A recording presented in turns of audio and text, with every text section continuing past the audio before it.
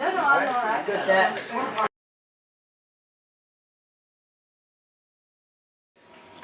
You were beside me as I shook at the wind. And when the wind blew the roof off the byre, and when me donkey lay dead on the shock, Bridget, I just want to tell you, you brought me nothing but fucking bad luck.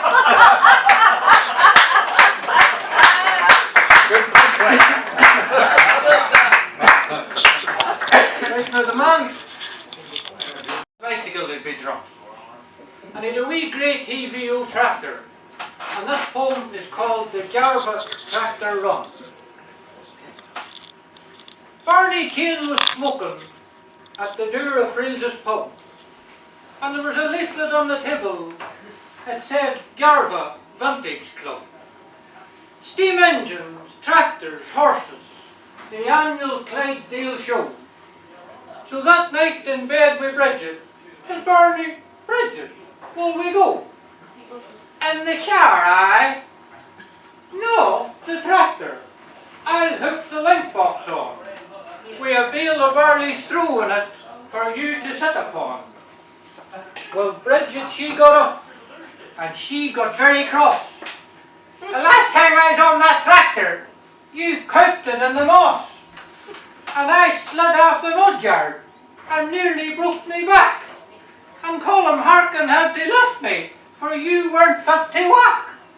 My leg was sore for weeks, and my ass was black and blue. But I'll be going to Garva to keep an eye on you, for you're always getting drunk, and you behind the wheel, and you're throwing all your money away to that old Dermot Frill. But with the front of the shade red back, Barney pushed the tractor forward, and he swung at her, and he started her, and the sound of her, oh Lord. 70 years of history just sitting there vibrating, and Bridget with her coat on at the blue bin standing waiting. And with a clean rag from his pocket, he gives the front of her away. The tractor, not Bridget. She was in the link box as Barney filled his pipe. And the two of them left Carlecky and went down to the Stony Park. We should have brung some bread and tea with us, for we mightn't be back to dark. Me mammy always said Garva's a lovely town, so don't you be drinking, Barney. She put her foot down as they crossed the bridge in Swatragh, out Ballara nice and slow, with a lovely smell of paraffin from Barney's TVO. And with a mile of cars behind them, they slowed the country down, with Bridget giving out, and Barney looking round. And when they reached the town of Garva, the clock said 11:30, and as she walked around the orange field, sure Bridget was in heaven, when she saw the big steam engine and the vintage motorbikes and the lovely Clydesdale horses that everybody likes. And there was a boy with birds of prey and a fortune threshing corn, and a lovely Austin 7 car from the year that she was born. And underneath the tree, to give a crowd the thrill, Johnny and Molly were arguing and fighting, making potting at the still. Then Barney says to Bridget, I'm going up the street. I'm going up to get my hair cut. I'll bring you back a bite to eat. And Bridget, she was petting a lovely mare and foal as Barney left the field along with Dan McToll. But after a couple of hours beside a horse box from Killarney, Bridget started wondering, where the hell is Barney? So up she goes to the barber's, and the hair on the floor was grey.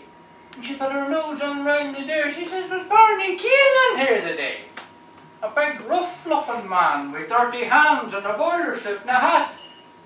And the barber says the day in Garva, sure, it's full of boys like that.